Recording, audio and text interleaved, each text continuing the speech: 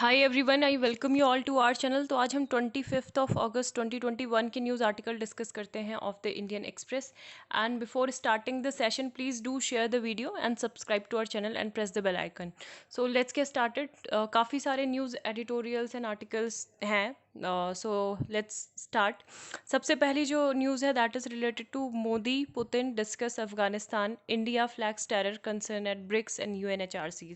तो अभी हमारे लिए जो वे फॉरवर्ड था मतलब यही था कि जस्ट वेट एंड वॉच, और जो भी इंटरनेशनल प्लेटफॉर्म है, चाहे वो UNHRC है, ब्रिक्स है, तो वहाँ पे काबुल का जो कंसर्न है, अफगानिस्तान क्राइसिस है, उसको वहाँ पे लेके जाएं और डिस्कस करें अफ़गानिस्तान की सिचुएशन और जो हमारे टेरर के कंसर्न हैं इन प्लेटफॉर्म्स पे। तो वही अभी चल रहा है।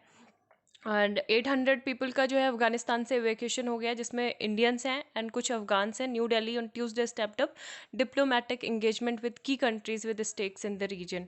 ठीक है, अब जो यहाँ पे कंसर्न यही है कि जो पाकिस्तान बेस्ड टेररिस्ट ग्रुप है, तो हमने कुछ एक्सटेंड किया है hands to deal with the humanitarian situation in Afghanistan, और also called upon the Taliban without mentioning or criticising them to ensure an inclusive governance structure in the country.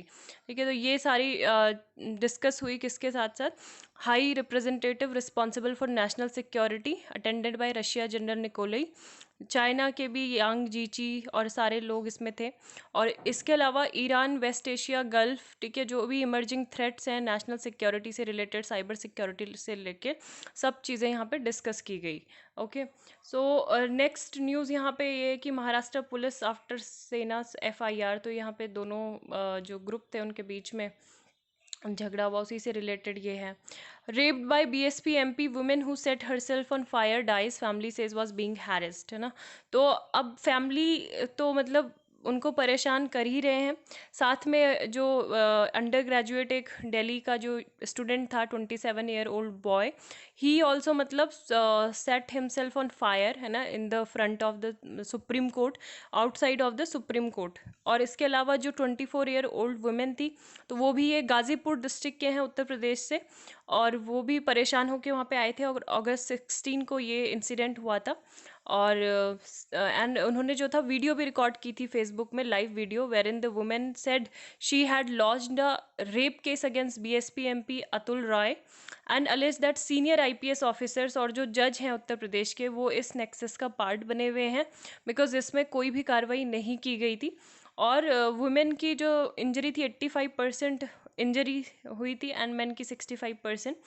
And Rai is alleged to have raped the woman in March 2018 in an FIR filed on May 1st, 2019. Woman said she came to know Rai while contesting a student union election and had sought financial help. ठीक है, तो तब से मतलब ये देखो cases यहाँ पे फ्रंट पेज पे इसलिए है मीडिया की लाइमलाइट में, क्योंकि यहाँ पे एक पॉलिटिकल पर्सन जो है वो इन्वॉल्व है। ठीक है, बाकी IIT गुवाहाटी का आप देखोगे तो मुझे भी मतलब वो न्यूज़ पहले तो नहीं पता थी, कल ही पता चली जब यहाँ पे जो जजमेंट था हाई कोर्ट गुवाहाटी का वो आया था। और इसके अलावा मतलब मेन जो पेज होते हैं या फिर फ्रंट पेज है या फिर वो हाईलाइट नहीं की जाती इस तरीके की न्यूज़। ठीक है, जबकि जो रेप अगर किसी के साथ भी हो रहा है तो वो क्या है, हीनियस क्राइम है, और उसको ऐसे नॉर्मलाइजेशन उसको नहीं करना चाहिए।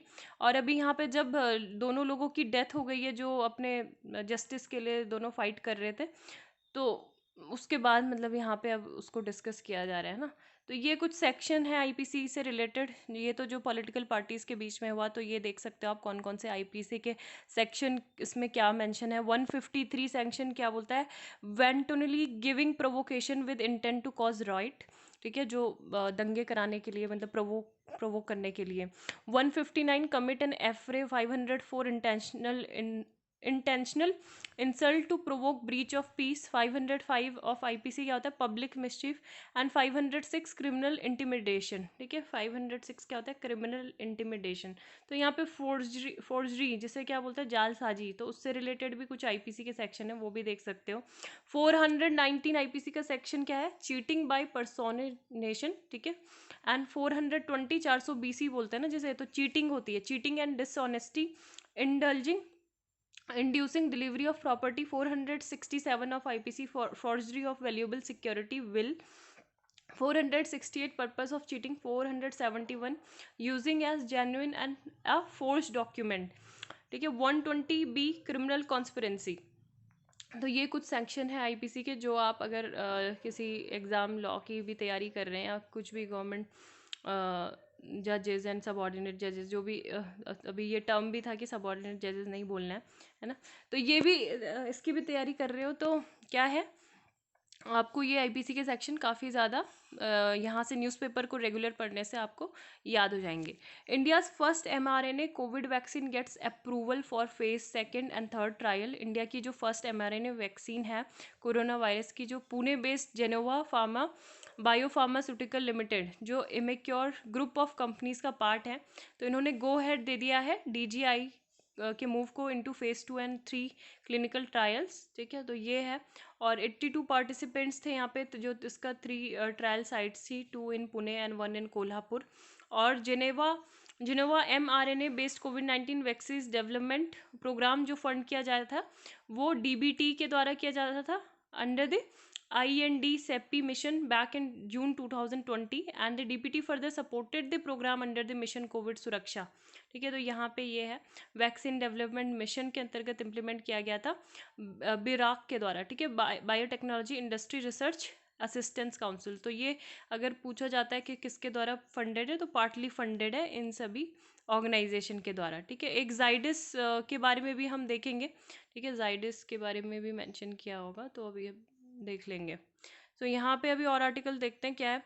वेटिंग एंड वॉचिंग काबुल, तो ये आर्टिकल लिखाया गया है कि Delhi must not make haste, needs to जज the Taliban primarily by their security guarantees. अब पूरा यही सब है कि मतलब यूएस का विड्रॉल हो गया है अफगानिस्तान से, वन साइडेड डील ये थी, है ना। और तालिबान जो है उनकी जो अगर बात करें पहले से भी, लास्ट टाइम जब उन्होंने रूल किया था, और जो जो किस तरीके से वो काम वहाँ पे कर रहे थे, स्मगलिंग के थ्रू या फिर ड्रग ट्रेड के थ्रू वो ऑपरेट कर रहे थे। एंड अभी उन्होंने जो है फंक्शनल जो स्टेट और इकोनॉमी है वो इनहेरिटेड कर ली है विद रीजनेबली गुड इंफ्रास्ट्रक्चर और एस्पिरेशनल क्लास, है ना। So they need qualified person, अभी उनको एक क्वालिफाइड पर्सनस की ज़रूरत है, वाइडर इंटरनेशनल रिकग्निशन उनको उनकी ज़रूरत है अभी, और उनको एक असिस्टेंट चाहिए ताकि वो क्या करें, अपना काम चलाते रहें। So blocking Afghanistan access to its assets emergency reserve by the US and IMF is a sign of problems that an isolated Afghanistan can face. अभी क्योंकि यूएस और आईएमएफ ने क्या किए, उनकी जो इमरजेंसी सर्विसेज जो असेट्स हैं उनको क्या कर दिया, फ्रीज कर दिया है ना, ब्लॉक कर दिया अफगानिस्तान के असेट्स को। तो वहाँ के लोगों को, जो जनरल पब्लिक है, उनको प्रॉब्लम होगी। बट तालिबान देयरफॉर वो अपने को क्या कर रहे हैं, एक मतलब अपनी सॉफ्टवेयर इमेज जो है वो प्रोजेक्ट कर रहे हैं, ताकि जितने भी ये कंट्रीज़ हैं इंटरनेशनल, उनको रिकग्नाइजेशन थोड़ा सा रिकग्नाइज कर पाएँ। और इसलिए वो बोल रहे हैं थोड़ा बहुत कि हम क्या करेंगे, वुमेंस राइट को, वुमेंस के जो अधिकार हैं उनको हम प्रोटेक्ट करेंगे, कीपिंग विद इस्लामिक वैल्यू। और आपको उनकी इस्लामिक वैल्यूज़ का पता ही है कि कितनी ज़्यादा बैरबरिक जो उनकी इस्लामिक वैल्यूज़ है, तो उसको देखते हुए वो वुमेन्स के राइट्स का प्रोटेक्ट करेंगे, है ना। So they have spoken of an emirates applications of Sharia law and inclusive government in the same breath, regardless of the gloss of inclusivity that they put on their political setup taking।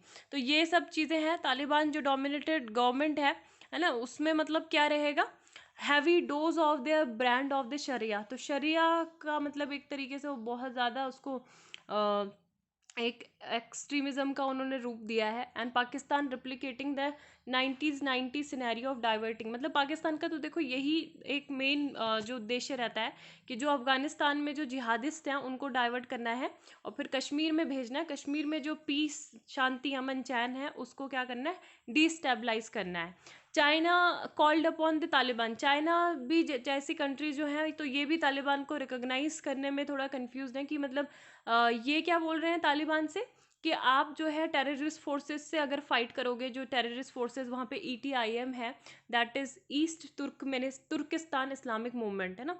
अब और या फिर जो domestic और foreign policies है, तो उनको उसमें क्या होगी, अपने अप्रोच में थोड़ा मॉडरेट आप रहोगे, और फिर क्या करोगे, रिकग्निशन तभी हम आपके कंसीडर करेंगे जब ये सारी चीज़ों पे आप क्या करोगे, एडहर करोगे, है ना। लेकिन तालिबान का एक इकोसिस्टम इस तरीके का हो गया कि आपने सुनी होगी न्यूज़ कि अब तालिबान अलकायदा के जो पर्सन है उनसे भी बातचीत कर रहा है। जो इकोसिस्टम है पूरा एक्सट्रीमिज्म और टेररिज्म का ही भरा पड़ा है। ईटीआईएम के भी वहाँ पे हो रहे हैं लीडर शामिल। Central Asian Pakistani terror groups have fought along side them. Islamic state terrorist जो है ये भी यहाँ पे अफगानिस्तान में प्रेजेंट है। तो ये सब चीज़ें यहाँ पे हैं। और अभी जो है फर्स्ट द ऑब्वियस दो यहाँ पे कुछ ये सब बोला है कि जो ब्रिजेस है विद द तालिबान आउटफिट, है ना, कि वो मतलब अगर अभी पाकिस्तान पे डिपेंडेंट है for diplomatic support century and their war effort. तो ये चीज़ भी मतलब कर सकते हैं कि उनसे मतलब क्या कर सकते हैं। India has no direct access to Afghanistan. मतलब बहुत केयरफुली इंडिया को अपना जो है स्टेप आगे रखने होंगे। और जैसे अभी वेट एंड वॉच वाला ही सिनेरियो अभी हमारे लिए है Indeed for other countries. First priority यही है कि जितने भी इंडियन नेशनल हैं वहाँ से मतलब अफगानिस्तान से इंडिया में उनको बुलाया जाए। Get all Indian national out of Afghanistan and India को ज्वाइन करने हैं इंटरनेशनल एफर्ट। एड्रेस करना है ह्यूमैनिटेरियन क्राइसिस। और क्या करना है तालिबान मतलब बाकी जो जो भी मतलब पाकिस्तान पे जो डिपेंडेंस है ना, उसको रिड्यूस करना है। और if on the other hand they stick to their old ways they may and up generating opposition. मतलब ये भी बोल रहे हैं कि तालिबान अगर वॉइसली एक्ट करता है और एक इंक्लूसिव स्टेबल सिस्टम बनाता है तो उसको इंटरनेशनल रिकग्निशन थोड़ा बहुत मिल सकती है और उनकी जो पाकिस्तान पे डिपेंडेंस है वो कम हो सकती है। लेकिन अगर उसी तरीके से जो ट्रेडिशनल मेथड अपनाता रहा तो क्या होगा, उनको पूरे वर्ल्ड से वायलेंस और इंस्टेबिलिटी और मतलब अपोजिशन का ही सामना करना पड़ेगा, है ना। तो ये सब यहाँ पे मेंशन है। अब मैनेजिंग द प्लान, तो success of ambitious asset monetization programme ये डिपेंड करेगा इंस्टीट्यूशनल कैपेसिटी पे और कंटिन्यूस मॉनिटरिंग पे। ठीक है, अभी रिसेंटली मंडे को union finance minister Nirmala Sitharaman ने एक ब्रॉड एक एम्बिशियस असेट मोनेटाइजेशन प्रोग्राम को डिक्लेयर किया था कि जो नेशनल मोनेटाइजेशन पाइपलाइन है उसमें क्या करेंगे, सेंट्रल गवर्नमेंट की असेट को लीज पर देंगे। ठीक है, government looking to mop up around 88,000 crore in the ongoing financial year. और ये 6 लाख करोड़ का ये होगा। At its core the idea is to lease out brown field projects proceeds from which can be use to finance green field project. अब मैंने कल भी बताया था ये ग्रीन फील्ड और ब्राउन फील्ड प्रोजेक्ट में क्या क्या मतलब डिफरेंस होता है। ठीक है, अगर आपने जैसे एक गुजरात की गिफ्ट सिटी के बारे में पढ़ा है, गुजरात में थी ना गिफ्ट सिटी, तो ये किसका एग्जाम्पल है। ये सरकार ने भी बोला था क्लियरली कि ये हम क्या करेंगे, इसको as a green green city green field project के तौर पे प्रमोट करेंगे, है ना। This city is located on the bank of the Sabarmati river. तो India's first operational green field smart city and international financial service centre which the government of Gujarat promoted as a green field project. तो green field और brown field project क्या होते हैं, ये 2 type की foreign direct investment होती है। Green field investing में क्या होता है, कंपनी जो है खुद से बिल्ड करती है और न्यू फैसिलिटीज को बिल्ड करती है। ठीक है, ब्राउन फील्ड में क्या होता है, investment happens when a company purchase or leases an existing facility. Green field investment में जो पेरेंट कंपनी होती है वो एक सब्सिडरी ओपन करती है दूसरी कंट्रीज में instead of buying an existing facility in that country, है ना। तो क्या करती है, अपनी जो सब्सिडरी है वो ओपन करती है। इसका बेस्ट एग्जाम्पल आपको यही देखने को मिलेगा, IFSC, है ना। ये क्या करता है, कस्टमर को केटर करता है outside the jurisdiction of the domestic country. International finance service centre, तो London, New York, Singapore can be counted as a global financial centres. ठीक है, ब्राउन फील्ड इन्वेस्टमेंट में and entity purchase or leases an existing facility to begin new production. ठीक है, केवल purchase या फिर lease करती है जो एग्जिस्टिंग जो फैसिलिटी पहले से रहती है ना, न्यू प्रोडक्शन। तो यहाँ पे जो है ये बोला गया है कि जो सरकार है वो ओनर रहेगी, लेकिन जो रेवेन्यू है, रेवेन्यू के जो शेयर्स है वो किसको होंगे, प्राइवेट एंटिटीज को। ठीक है, तो ये है, it will remain with the government and with the private players taking on the operational risk. While roads and railways par account for about 65% of the proceeds of the program, the list of asset detail is spread across sectors such as telecom, aviation, mining, warehousing, suggesting a more wide ranging program। तो इस पे एक explain section में भी काफ़ी अच्छे से article आया, डिटेल्ड आर्टिकल आया, तो आप उसको भी एक बार गो थ्रू कर सकते हो। The transaction are likely to be structured through इधर पब्लिक प्राइवेट पार्टनरशिप, कंसेंसस और instrument such as infrastructure investment trust. और however, considering experience of private players, PPP तो यहाँ पे ये है कि यहाँ पे मेन मतलब काफ़ी सारे जो होस्ट ऑफ फैक्टर्स हैं तो उनको देखना होगा, उन्हीं पे ट्रांजैक्शंस जो प्रोसेस है वो बेस्ड है। जैसे ऑपरेशनल फ्लेक्सिबिलिटी कितनी है, रेगुलेटरी फ्रेमवर्क कितना है, डिस्प्यूट रेजोल्यूशन मैकेनिज्म किस तरीके से होगा, है ना। तो ये सब चीज़ें, क्योंकि अभी पहले भी मतलब ये देखा गया था जब सरकार ने, जो इंडियन रेलवेज थे, तो उन्होंने इन्वाइट किया था प्राइवेट प्लेयर्स को कि आप क्या करो, पैसेंजर ट्रेन को रन करो, तो that has not been very encouraging भी नहीं था। केवल 2 प्लेयर्स ने पार्टिसिपेट किया उस प्रोसेस में, और इसमें से एक जो थी गवर्नमेंट एंटिटी ही थी, ठीक है। तो ये सारी चीज़ें कि किस तरीके से क्या स्ट्रक्चर्ड होगा, वो बहुत ज़्यादा उसको ध्यान देने वाली बात है। The centre has come up with financial incentives to encourage state to follow its lead. लेकिन अभी जो आपको देखने को मिलेगा atmosphere between centre and state relation, तो वो भी काफ़ी स्ट्रेंड है रिलेशंस। तो सबसे पहले पॉलिटिकल मैनेजमेंट की भी ज़रूरत है इसमें, ठीक है। वैक्सीनेटिंग चिल्ड्रन, तो ये है ईयूए क्या है, इमरजेंसी यूज़ ऑथराइजेशन। तो ये किसको मिला है, ये बहुत इंपॉर्टेंट मतलब रिमार्केबल अचीवमेंट है कि 12 साल से ऊपर के जो बच्चे हैं उनके लिए भी अब वैक्सीन होगी। और वैक्सीन ओपन सब possibilities, centre must carefully address challenge of expending programme, ठीक है। अब यहाँ पे अब ये जो है इंडियन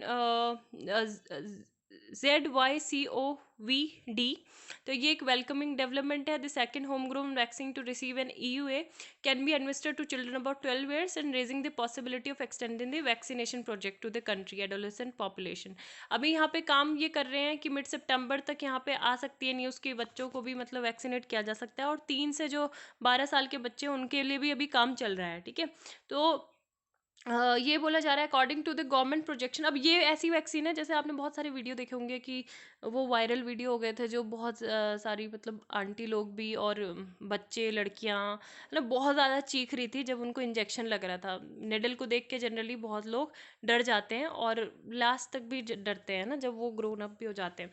तो अब ऐसा नहीं होगा, मतलब या फिर जैसे आपके आर्म में 2-3 दिन तक थोड़ा पेन रहा होगा, है ना, आप जैसे मूव कर रहे होंगे अपने हैंड्स को तो आपको थोड़ा पेन फील हुआ होगा, तो ये सब नहीं होगा। और बहुत सारे लोगों के तो क्या था कि एक स्पॉट भी बन के आ गया था, मतलब वहाँ पे काफ़ी टाइम तक एक सर्कल टाइप का डार्क। तो ये सारी चीज़ें नहीं होंगी because it's a intradermal vaccine, है ना। अब ये क्या होती है इसके बारे में बताती हूँ। इंट्राडर्मल वैक्सीन में क्या होता है, which is applied using a needle free system. तो इसमें एक टेक्निक होगी Tropis, which can also lead to significant reduction in any kind of side effects. और पहली बार ऐसा होगा जो 12 से 18 साल के जो हैं इस शॉट को इंडिया में लेंगे। और ये आप देख सकते हो कि ये किसने डीएनए जो टेक्नोलॉजी है, design to DNA technology, EUA vaccine is intradermal vaccine, और निडल फ्री सिस्टम ये रहेगा। यूरोप ने अप्रूव किया था ट्रॉपिस सिस्टम को 2017 में ही, ठीक है। तो ये जो नीडल फ्री टेक्नोलॉजी है, ये फार्माजेट एक कोलोराडो बेस्ड कंपनी है, तो उन्होंने ये बनाई है। The company will employ a model known as the Tropis. Tropis में क्या होगा, ट्रॉपिस uses as intradermal delivery system that uses high pressure liquid to deliver vaccine through the skin without the use of needle। बिना किसी needle के skin से मतलब ये inject होगा, इंजेक्टर होगा यहाँ पे, निडल फ्री सिरिंज होगी, and filling adapter are the 3 components, ठीक है। तो काफ़ी इंपॉर्टेंट ये है। और निडल फ्री इंजेक्टर के काफ़ी ज़्यादा पर्क्स हैं कि, है ना, ट्रेनिंग की ज़रूरत नहीं होती ज़्यादा, बेनिफिशरी के लिए मिनिमाइज़ करता है, and the vaccinator fair connected with the disease की, है ना, ये सारी चीज़ें कि आपने कहीं पुरानी जो है वही यूज़ तो नहीं कर ली, ये सब चीज़ें भी इसमें हो सकती हैं। तो ये था यहाँ पे जो है आर्टिकल लेसन्स फ्रॉम पैंडमिक। तो लेसन्स फ्रॉम पैंडमिक में स्वाति नारायण ने पोस्ट कोविड इंडिया के बारे में बोला है कि इंडिया को इन्वेस्ट करना चाहिए, जैसे NHS लाइक हेल्थ मॉडल है। अब NHS ये कहाँ के मॉडल की बात कर रही है, ये ब्रिटेन का मॉडल है। ब्रिटेन का नेशनल हेल्थ सर्विस गवर्नमेंट जो हॉस्पिटल है, उन्होंने काफ़ी लोगों की जान जो है रिपीटेडली वो बचाते हैं, और इसी मॉडल को ये बोल रहे हैं कि इंडिया में भी अडॉप्ट करना चाहिए। एवरी ईयर जो ब्रिटेन के लीजेंडरी हेल्थ नेटवर्क्स हैं वो 15 मिलियन पेशेंट को क्रोनिक अलाइनमेंट से क्योर कर देते हैं, और जो कॉस्ट होता है वो भी इतना ज़्यादा नहीं होता। NHS funded by direct taxes is also the 5th largest employer, world में 5th लार्जेस्ट एम्प्लॉयर है after McDonald's and Walmart. 1 of every 20 British workers is employed as a doctor, ठीक है। तो डॉक्टर भी यहाँ पे हैं। आफ्टर यहाँ पे नर्सेज है, केटरिंग टेक्निकल पर्सनल है। As true successor of Florence Nightingale. तो ये इनमें काफ़ी ज़्यादा कंपैशन जिसकी ज़रूरत थी पैंडेमिक के टाइम पे वो भी रहता है। और अगर हम इंडिया में बात करें तो इंडिया में नीति आयोग का डेटाबेस ये कहता है कि यहाँ पे सबसे ज़्यादा जो खराब प्रदर्शन करने वाला स्टेट है वो बिहार 2017 से 18 में रहा है। उनकी जो पोजीशन थी for 60% of midwives, 50% of staff nurses, 34% of medical officer और 60% ऑफ स्पेशल डॉक्टर्स, ये इनकी जो सीट है ये सब मतलब यहाँ पे खाली थे। Those on the job despite being handsomely paid, मतलब उनको ज़्यादा अच्छी खासी मतलब सैलरी भी नहीं मिल रही है, लेकिन फिर भी वो क्या है, क्रोनिकली ओवरवर्कड हैं, अलग अलग तरीके के काम देखने पड़ रहे हैं एक आध डॉक्टर को ही। ठीक है, तो ये बोला गया है कि यहाँ पे मतलब NHS जो इस्टेब्लिश हुआ था, George always in his stringing 1946 essay How the Poor Die painted a tragic portrait of state-run hospitals with a seeming lack of any perception that the patients were human being।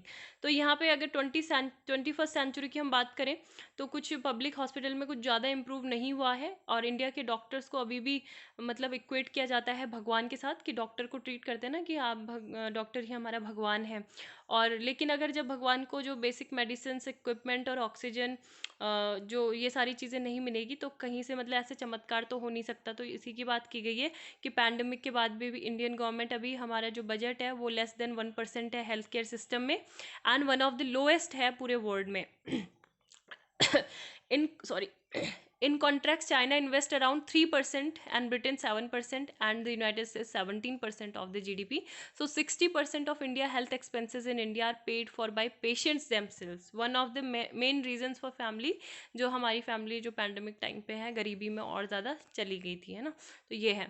अब गांधी आश्रम of the future, मैं आपको एक बार गांधी आश्रम के बारे में भी बता दूंगी, मतलब जो साबरमती आश्रम है उसके बारे में। तो यहाँ पे अभी इसी से रिलेटेड ये ऑथर बातचीत कर रहे हैं कि इंडिया के पास चांस है to ensure that place where the Mahatma walked and where one can still feel his spirit remains a living breathing means for the world to understand Gandhi message, है ना। तो अभी जैसे उसको एक तरीके से टूरिस्ट हब बनाने की बात की जा रही है, तो यहाँ पे ऑथर्स ने ये बोला है कि अगर यहाँ पे मतलब उसी तरीके से जैसे थे पहले, अगर वैसे ही रहे यहाँ पे स्थिति तो काफ़ी अच्छा होगा।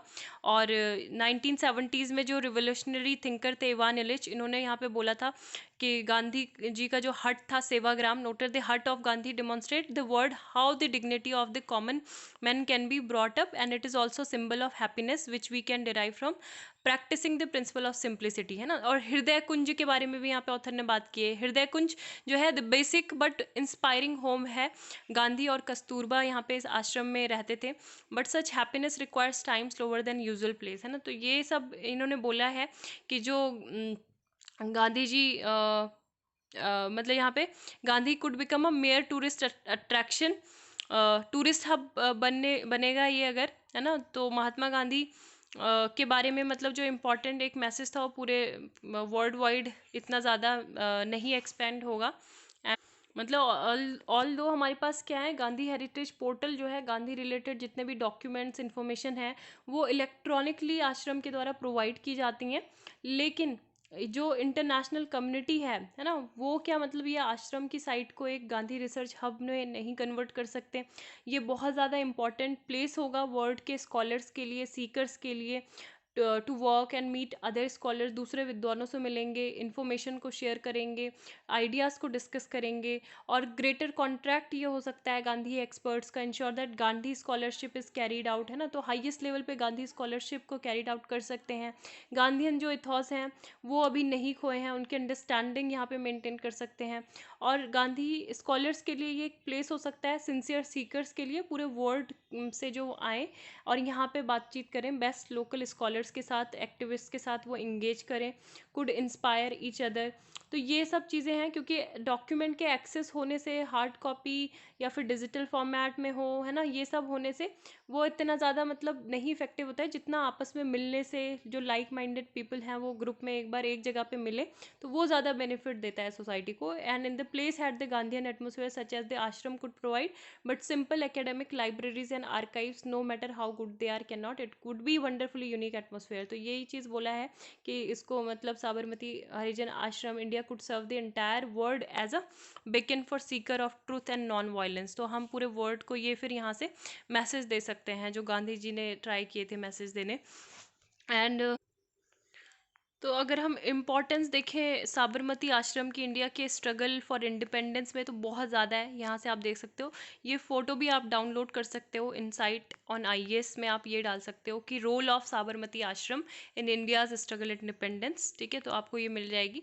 अगर बाकी मैं सोच रही हूँ कि नोट्स भी आपसे टाइमली शेयर कर दूँ, तो इस सैटरडे या फिर संडे पे मैं एक टेलीग्राम चैनल बना के वहाँ पे अपलोड कर दूँगी. ठीक है, तो आप वहाँ पे ज्वाइन कर सकते हो, या फिर आप मुझे पर्सनली अपने ईमेल आईडी शेयर कर सकते हो. The Sabarmati Ashram, situated on the banks of the river Sabarmati, was home Mahatma Gandhi 1970-1930, served as one of the main center of the Indian freedom struggle. ठीक है, तो ये static पढ़ना बहुत ज़्यादा ज़रूरी है कि क्या रिलेवेंस रही थी.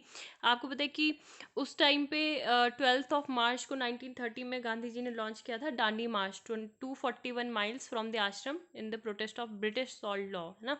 तो ये सब चीज़ें हैं. ये जो आश्रम है, मतलब ऑल दो हमारे पास बहुत सारी ऐसे मोन्यूमेंट्स हैं, जैसे रेड फोर्ट, अशोका पिलर, है ना, ये सब है. पार्लियामेंट बिल्डिंग है, राष्ट्रपति भवन है. लेकिन one building stands apart from the tallest among these, the Sabarmati Ashram, जिसको house of the father of our nation बोला जाता है during the crucial years of the freedom struggle. ठीक है, तो ये सब है. और बाकी यहाँ पे जो कुछ कुछ सेगमेंट है उसके बारे में आप देख सकते हो कि क्या क्या यहाँ पे है. और अहमदाबाद एट कोचारब बंगलौ, जीवनलाल देसाई का ये मतलब मेन उन्होंने ही फाउंड किया था. ये बैरिस्टर फ्रेंड थे गांधी जी के. एंड ये जो आश्रम था फिर शिफ्ट किया गया रिवर साबरमती के पास में 17 जून 1970. ठीक है, तो ये है, पहले अहमदाबाद लोकेशन थी. Devoted ashramites led a community life in search of truth and non violence under his guidance. And उसके बाद दांडी मार्च के बारे में पढ़ लिया. फिर हृदय कुंज के बारे में अभी हमने जस्ट देखा. ठीक है, हृदय हार्ट एंड कुंज, जहाँ पे कस्तूरबा और जो गांधी जी वो रहते थे, नंदिनी, है ना, ये भी राइट हैंड साइड में है हृदय कुंज के. ओल्ड आश्रम गेस्ट हाउस है. पूरे जो अब्रॉड से भी यहाँ पे गेस्ट रहते हैं, नंदिनी उसको बोलते हैं. विनोबा कुटीर भी है. ठीक है, आचार्य विनोबा भावे यहाँ पे उन्होंने स्टे किया था. उपासना मंदिर यहाँ पे है. गांधी सत्याग्रहालय यहाँ पे है. Museum inaugurated bye Jawaharlal Nehru on May 10, 1963. 5 units है यहाँ पे, और लाइब्रेरी है. 2 फोटो गैलरीज एंड ऑडिटोरियम है. सेवाग्राम आश्रम गांधी जी का है एक. ठीक है, अहमदाबाद फॉर द सॉल्ट सत्याग्रह. और इन्होंने अपने जो विलेज था कॉल्ड से गाँव, तो यहाँ पे आउटस्कर्ट, वर्धा के आउटस्कर्ट में ये इसको रिनेम कर दिया गया था सेवाग्राम. ठीक है, इसका मतलब क्या होता है, विलेज ऑफ सर्विसेज. तो ये है. और सेठ जमनालाल बजाज ऑफ वर्धा डिसिपल थे ये गांधी के. इन्होंने अवेलेबल किया टू द आश्रम about 300 acres. List of other आश्रम की बात करें तो टॉलेस्टॉय फार्म साउथ अफ्रीका, आनंदवन आश्रम चंद्रपुर, एंड गांधी आश्रम ट्रस्ट बांग्लादेश. अब ये जो 3 article and population let fact speak what India must remember, तो ये मैं दूसरे वीडियो में कोशिश करूँगी कि इनको कवर करूँ. ठीक है, so thank you, have a nice day.